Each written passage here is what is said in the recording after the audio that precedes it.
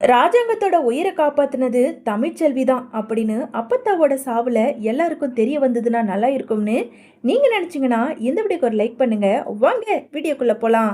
என்னங்க, அத்தை இந்த லெட்டர் உங்களுக்காக தான் எழுதியிருக்காங்க அப்படின்னு சொல்லிட்டு மோகனா லெட்டரை எடுத்துக்கிட்டு வந்து ராஜாங்கத்துக்கிட்ட கொடுக்க, ராஜாங்கம் அந்த லெட்டரை வாங்கி படிச்சு கத்தி கதறி அழுதுகிட்டு இருக்காங்க.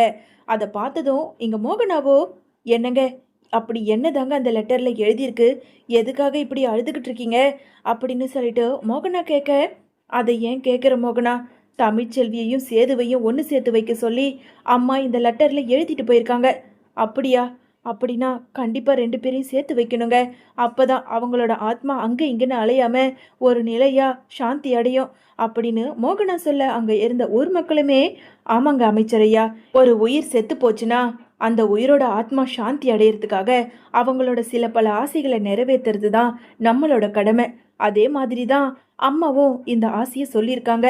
அதனால நீங்க தான் எப்படியாவது சேது தம்பிக்கிட்ட எடுத்து சொல்லி தமிழ்ச்செல்வியையும் சேதுவையும் சேர்த்து வைக்கணும் அப்படின்னு அங்க வந்திருந்த ஊர் மக்கள் எடுத்து சொல்ல, சரிங்கிற மாதிரி ராஜாங்கம் இங்க சேது கிட்டையோ பேச ஆரம்பிக்கிறாரு. சேது, ஒரு அப்பாவா உன்கிட்ட இது நாள் வரைக்கும் இது வேணும் அது வேணும்னு கேட்டதில்லையா? இப்போ உன்கிட்ட முதல் முறையா கேட்க போறேன். என் அம்மாவோட ஆசை நிறைவேற்றுறதுக்காக நீ தான் எனக்கு சரின்னு சத்தியம் பண்ணி கொடுக்கணும்.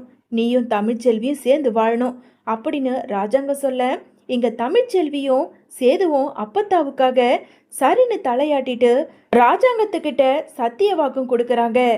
எப்பவுமே நானும் தமிழ்ச்செல்வியும் பிரிய மாட்டோம்.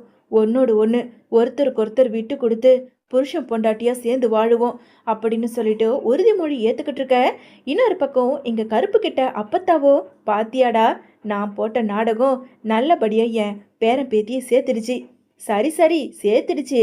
இப்போ நீ உயிரோட இருக்கன்னு தெரிஞ்சா ராஜாங்க மாமா என்ன பண்ணுவாருன்னு உனக்கே தெரியும்ல அப்பத்தா அப்படின்னு அப்பத்தா கிட்ட கருப்பு கேட்க, அட போடா, யார் என்ன சொன்னா என்ன, என்னை பொறுத்த வரைக்கும் என் பேரனும் பேத்தியும் சேர்ந்துட்டாங்க. இனிமே நான் போட்டிருக்க நாடகத்தை கலைக்க போறேன் அப்படின்னு கொஞ்ச நேரத்துல ரெண்டு பேரும் சேர்ந்ததும் இங்க அப்பத்தாவோ எழுந்துக்கிற, அங்க இருந்த எல்லாருக்குமே அதிர்ச்சி ஆகுது. யாருமே அதிர்ச்சி அடைய வேண்டாம். இது என்னோட நாடகம்.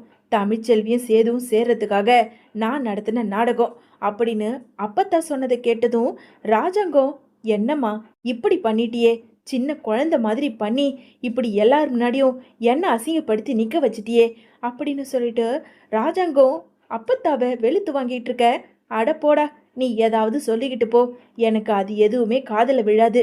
எனக்கு தேவை என் பேரனும் பேத்தியும் ஒன்று சேர்ந்துட்டாங்க. இங்க பாருங்க, ரெண்டு பேரும் உன் அப்பனுக்கு சத்திய வாக்கு கொடுத்துருக்கீங்க, ஒன்று சேர்ந்து வாழுவேன்னு. அதை நீங்க தான் நிறைவேற்றணும். அப்படி இல்லைனா என்ன நடக்கும்னு உங்களுக்கே தெரியும்ல அப்படின்னு அப்பத்தா பேசிக்கிட்டு இருக்க. சேதுவோ தமிழ்ச்செல்வியோ ஒரு சின்ன கோவத்தோட அப்பத்தாவை பார்த்துக்கிட்டு இருக்க. அந்த நேரம் வாசல்ல போலீஸ் வந்து நிக்கிறாங்க. உள்ள வரலாமா சார் அப்படின்னு வந்த இன்ஸ்பெக்டர் கேட்க, உடனே இங்க ராஜாங்கமும், வாங்க சார், என்ன விஷயம் சார், உள்ள வந்து கொஞ்சம் உங்ககிட்ட முக்கியமான விஷயம் பேசணும். சொல்லுங்க சார், வாங்க வந்து உக்காருங்க அப்படின்னு சொல்லிட்டு வந்த இன்ஸ்பெக்டரை இங்க கூப்பிட்டு உக்கார வைக்க, சொல்லுங்க சார், என்ன விஷயம், ஏதோ சொல்லணும்னு சொன்னீங்க. ஆமாம் சார், கொஞ்ச நாளைக்கு முன்னாடி உங்களை யாரோ கார் ஏற்றி கொலை பண்ண முயற்சி பண்ணாங்கன்னு நீங்கள் எங்ககிட்ட கேஸ் கொடுத்துருந்தீங்களே, ஸோ அதில் முக்கியமான குற்றவாளியை நாங்கள் பிடிச்சிட்டோம் அப்படின்னு இன்ஸ்பெக்டர் சொல்ல, இதை எல்லாத்தையும் கேட்டுக்கிட்டு இருந்த அங்கே சித்ராவோ ஈஸ்வரிக்கும் ரொம்ப அதிர்ச்சி ஆகுது. உடனே சித்ரா இருந்துக்கிட்டு, அம்மா என்னம்மா இது, போஸ் மாட்டிக்கிட்டானா? ஏய், எனக்குமே ஒன்றும் புரியலடி, என்னடி இது, இப்போதான் நாமளே இந்த வீட்டை விட்டு வெளியே போனோம், இப்போ போஸும் மாட்டிக்கிட்டானா? ஐயோ கடவுளே, அவனை எப்படியாவது இந்த ஊருக்குள்ள தலையை காட்டாத, தலைமறைவா இருன்னு சொல்லி அப்பப்போ அவனுக்கு தேவையான பணத்தையும் கொடுத்துக்கிட்டு இருந்தோம். ஆனா எப்படிடி அவன் மாட்டிக்கிட்டான்? ஐயோ, அவன் மாட்டிக்கிட்டானா கண்டிப்பா தமிழ்ச்செல்வி ஹாஸ்பிட்டல்ல வந்து போஸ் கொலை பண்ண முயற்சி பண்ண விஷயத்தையும் சொல்லிடுவாளே, இப்போ என்ன பண்றதுன்னு எனக்கே புரியலையேடி அப்படின்னு சொல்லிட்டு இங்க ரெண்டு பேருமே பதட்டமான நின்னுக்கிட்டு இருக்க. உடனே அங்க இருந்த சேதுவோ, சொல்லுங்க சார், யாரு சார், யாரு, எவன் என் அப்பாவை கொலை பண்ண முயற்சி பண்ணது அப்படின்னு சேது ரொம்ப கோபத்தோட கேட்க, சொல்றேன் சார், வேற யாரும் இல்லை, உங்க வீட்டுல இருக்க ஒருத்தர் தான். என்ன சார் சொல்றீங்க, எங்க வீட்டுல இருக்க ஒருத்தனா, அது யாரு? ஆமா சார், உங்க வீட்டுல இருந்த போஸுங்கிறவர் தான் உங்க அப்பாவை கொலை பண்ண முயற்சி பண்ணது, கார் ஏத்தி கொலை பண்ண முயற்சி பண்ணதே அவன்தான். நாங்க அந்த ஊர் மக்கள்ல விசாரிச்சு அதுல ஒருத்தனை பிடிச்சி கடைசியில இவன் எங்க இருக்கான் ஏது இருக்கான்னு சொல்லிட்டு நாங்க அடிச்சு பிடிச்சி இவனோட ஃப்ரெண்டை விசாரிக்கும் போதுதான் எங்களுக்கே உண்மை தெரிய வந்தது. இவன் ஒரு ஹோட்டல்ல பதுங்கி இருந்தான். இவனை பிடிச்சிக்கிட்டு வந்துட்டோம் அப்படின்னு சொல்லிட்டு சொல்ல, சார் அவனை பிடிச்சிட்டீங்களா? எங்க சார் அவன்? கான்ஸ்டபிள், அந்த போஸை உள்ள கூட்டிகிட்டு வாங்க அப்படின்னு இன்ஸ்பெக்டர் சொல்ல, அந்த நேரம் போஸை அழைச்சிக்கிட்டு கான்ஸ்டபிளோ உள்ள வர, போஸை பார்த்ததும் அங்க இருந்த எல்லாருக்குமே அதிர்ச்சி ஆகுது.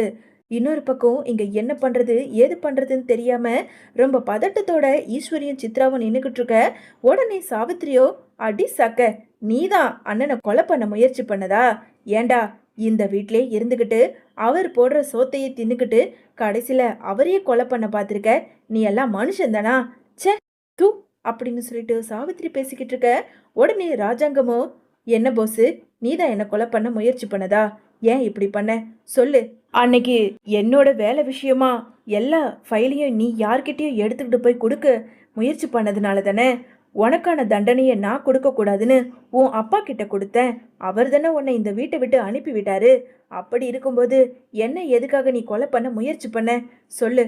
ஏண்டா இப்படி பண்ண அப்படின்னு ராஜாங்க கேட்க, அப்பா இவனை எல்லாம் நாம வாயால விசாரிக்க கூடாதுப்பா. இவனை நல்லா 4 அடி அடிச்சாதான்பா எனக்கும் ஆத்திரம் தீரும். என்னை விடுங்க அப்படின்னு சொல்லிட்டு சேது ரொம்ப கோபத்தோட எகிரிக்கிட்டு போக, உடனே இன்ஸ்பெக்டரோ, சார் சார் அதெல்லாம் நீங்க எதுவும் அடிக்க வேண்டாம். அவனை நாங்க ஏற்கனவே அடிச்சுதான் இங்க கூட்டிட்டு வந்திருக்கோம். நீங்க தேவையில்லாத அடிச்சு எதுக்காக உங்களுக்கு கெட்ட பேர்? அவனை நாங்க பாத்துக்கிறோம். சார் உங்ககிட்ட உண்மையை சொல்லிட்டு போலாம்னு தான் இங்க கூட்டிட்டு வந்திருக்கோம். அது மட்டும் இல்லை சார், இவனை அடிச்சதுக்கு அப்புறம் தான் இன்னொரு விஷயமும் எங்களுக்கு தெரிய வந்தது அப்படின்னு சொல்லிட்டு இன்ஸ்பெக்டர் சொல்ல, உடனே ராஜாங்கம், என்ன சார் சொல்றீங்க? வேற என்ன விஷயம்? ஆமாம் சார், இவன் உங்களை பழி வாங்கறதுக்காக மட்டும் உங்களை கார் ஏற்றி கொலை பண்ண முயற்சி பண்ணலை சார். அதுக்கப்புறம் நீங்கள் உயிர் பழிச்சிட்ட விஷயம் தெரிஞ்சு ஹாஸ்பிட்டலுக்கே வந்திருக்கான். ஹாஸ்பிட்டலுக்கு வந்து உங்களை கொலை பண்ணையும் முயற்சி பண்ணியிருக்கான். அந்த நேரத்தில் உங்கள் வீட்டு மருமக தமிழ்ச்செல்வி தான் உங்களோட உயிரை காப்பாற்றியிருக்கா அப்படின்னு சொல்லிட்டு இன்ஸ்பெக்டர் கேட்க, உடனே சேது ராஜாங்கம் மோகன அப்பத்தான்னு எல்லாருமே நேராக தமிழ்ச்செல்வியை பார்க்குறாங்க. உடனே அப்பத்தாவோ, என்னடி தமிழ், இன்ஸ்பெக்டர் சொல்கிறதெல்லாம் உண்மையா? அப்போ ஹாஸ்பிட்டலில் இம்புட்டு நடந்திருக்கா? ஏன் எங்ககிட்ட ஒரு வார்த்தை கூட சொல்லலை அப்படின்னு அப்பத்தா கேட்க, அது வந்து தமிழ்ச்செல்வி என்ன சொல்றது ஏது சொல்றதுன்னு தெரியாம அப்படியே நின்றுக்கிட்டு இருக்க. உடனே சேதுவோ, சார் இந்த விஷயம்லாம் உங்களுக்கு எப்படி தெரியும்? ஆமாம் சார், இவங்களை விசாரித்தோம். இவனை விசாரிச்சதுக்கு அப்புறம் இவன் இந்த விஷயம் நடந்ததை சொன்னான். அதுக்கப்புறம் தக்க அந்த ஹாஸ்பிட்டலில் போய் நாங்களும் சிசிடிவி கேமராவெல்லாம் செக் பண்ணோம். செக் பண்ணதில் ராஜாங்க அமைச்சரை தமிழ்ச்செல்வி உங்களோட மனைவி தான் இவரோட உயிரை காப்பாற்றிருக்காங்க. நீங்கள் நன்றி சொல்லணும்னா உங்கள் மருமக தமிழ்ச்செல்விக்கு தான் நன்றி சொல்லணும் அப்படின்னு சொல்லிட்டு இன்ஸ்பெக்டர் சொல்ல, தமிழ்ச்செல்வியை பார்த்து இங்கே ரொம்பவுமே குற்ற உணர்ச்சியில் ராஜாங்கம் நின்றுக்கிட்டு இருக்காரு. இன்னொரு பக்கம் இங்கே சேதுவோ, ஏண்டா உனக்கு இருக்க இடமும் கொடுத்து சாப்பிட சாப்பாடும் கொடுத்து இப்படி எல்லாத்தையும் பார்த்துக்கிட்ட எங்கள் அப்பாவை இப்படி ஒரு கேவலமட்ட வேலையை பண்ண பார்த்துருக்கியே. சார் சார் இன்னொரு விஷயம் சொல்லுங்க சார். தமிழ்ச்செல்வி கூட இன்னொருத்தவங்களும் இருந்தாங்க. அது வேற யாரும் கிடையாது, இந்த போஸோட அம்மா ஈஸ்வரி தான். இது எல்லாமே அந்த ஹாஸ்பிட்டல்ல இருந்த சிசிடிவி ஃபுட்டேஜில் இருந்தது. நீங்க வேணா அந்த சிசிடிவி ஃபுட்டேஜை பாருங்க அப்படின்னு சொல்லிட்டு தன்னோட ஃபோனில் இருந்த சிசிடிவி ஃபுட்டேஜை அங்கே இருந்த எல்லாருக்குமே போட்டு காட்ட, உடனே ராஜாங்கமோ, ஈஸ்வரி அப்போ உனக்கு எல்லா விஷயமும் தெரிஞ்சிருக்கு. எதுக்காக இந்த விஷயத்தை எங்ககிட்ட இருந்து மறைச்ச? என்ன உன் பொள்ளைய நீ காப்பாத்தலான்னு சொல்லிட்டு இவ்வளவு நாடகத்துக்கும் நீ உடந்தையா இருந்தியா? தமிழ்ச்செல்வி மட்டும் இல்லைனா என்னோட உயிர் என்ன இருக்கிறது? இன்னொரு நான் உயிரோடவே இருந்திருக்க மாட்டேன். ச்சே, எதுக்காக இப்படி ஒரே குடும்பத்தில் இருந்துக்கிட்டு சொந்தக்காரங்கன்ற பேரில் அடுத்தவங்கள கொலை பண்ண பார்த்துருக்கீங்க? ச்சே அப்படின்னு சொல்லிட்டு ராஜாங்கம் ரொம்ப மனசு வெறுத்து பேசிக்கிட்டு இருக்க. உடனே ஈஸ்வரியோ, மாமா எனக்கும் இதுக்கும் எந்த சம்மந்தமும் கிடையாது. இந்த போஸ் தான் உங்களை கொலை பண்ண முயற்சி பண்ண விஷயம் எனக்கு ஹாஸ்பிட்டலுக்கு வந்ததுக்கு அப்புறம் தான் தெரியும். அதுக்கப்புறம் இவனை எப்படியாவது சமாதானப்படுத்தி நானும் அங்கேருந்து அனுப்பி வைக்கலாம் தான் எவ்வளவோ முயற்சி பண்ணேன். ஆனால் இந்த நாய் தான் உங்களை கொலை பண்ணியே தீருவன்னு சொல்லிட்டு அந்த ஹாஸ்பிட்டல்லையே நின்றுக்கிட்டு இருந்தான். இவன் என்கிட்ட சொன்ன விஷயம் தமிழ்ச்செல்விக்கு தெரிஞ்சுதான் அதுக்கப்புறம் வந்து எப்படியோ நாங்கள் 2 பேரும் சேர்ந்து போஸுக்கிட்ட இருந்து உங்கள் உயிரை காப்பாற்றிருக்கோம் அப்படின்னு சொல்லிட்டு இங்கே ஈஸ்வரி சொல்ல, உடனே சேது இருந்துக்கிட்டு, என்ன சித்தி இவ்வளோ நடந்திருக்கு, ஒரு வார்த்தை கூட சொல்லலை. அப்போ என் அப்பாவோட உயிரை காப்பாத்தினது என்னோட பொண்டாட்டி தமிழ்ச்செல்வி. ஏயா சேது, நான் தான் உன்கிட்ட சொன்னேனே, இந்த குடும்பத்துக்கு ஏதாவது ஒன்றுனா துடிச்சு போகிறதும் பதறி போகிறதும் உன் பொண்டாட்டி தமிழ்ச்செல்வி தான்யா. இந்த வீட்டில் இருக்க அத்தனையும் விஷமாக தான் இந்த வீட்டில் இருக்குதே தவிர யாருக்கும் நல்லது பண்ணணும்னு துளி கூட நினைக்கவே இல்லை. ஏண்டி ஈஸ்வரி, உன் பிள்ளைய காப்பாற்றணுங்கிறதுக்காக தமிழ்ச்செல்வி தான் ராஜாங்கத்தோட உயிரை காப்பாற்றுற விஷயத்த எதுக்காகடி சொல்லாமல் விட்ட? நீ எல்லாம் நல்லா இருப்பியா அப்படின்னு சொல்லிட்டு அப்பத்தா பேசிக்கிட்டு இருக்க. உடனே அங்கே இருந்த சன்னாசியோ, ஏண்டா உன்னையெல்லாம் என் புள்ளன்னு சொல்லிக்கிறதுக்கே எனக்கு வெக்கமா இருக்கு. ஏண்டி ஈஸ்வரி, உன்னை இந்த கொட்டகைக்குள்ளேயே விட்டு இருக்க கூடாதுடி, உன்னையெல்லாம் ரோட்ல துரத்தி அடிச்சிருக்கணும் அப்படின்னு சன்னாசி பேசிக்கிட்டு இருக்க.